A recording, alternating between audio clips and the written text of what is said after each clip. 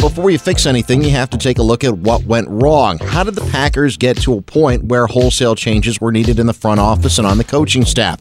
Well, number one, I think it starts at the top with Ted Thompson. Yes, he's made a lot of great draft picks over the years, including trading up to get Clay Matthews in 2009. Ted Thompson's best pick was also his first pick, Aaron Rodgers, but there were also some missteps along the way as well, and not just in the first round. We all know about Justin Harrell. We all know about Derek Sherrod, but also guys like Brian Braum and Pat Lee in the second round, guys that just never panned out.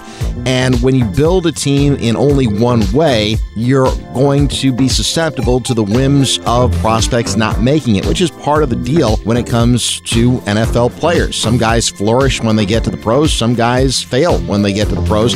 If you're building your team in only one way, if you're only building it through the draft, sometimes you're going to have some failures along the way.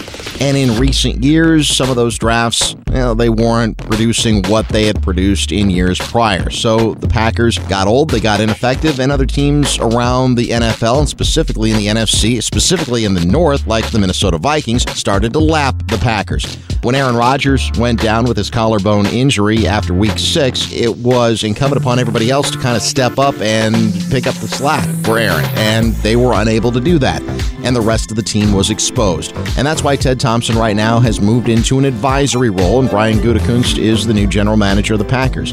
Coming up on tomorrow's edition of Titletown Turnover, we'll take a look at what Brian Gutekunst has to do in Green Bay in order to get this team back to where it needs to be.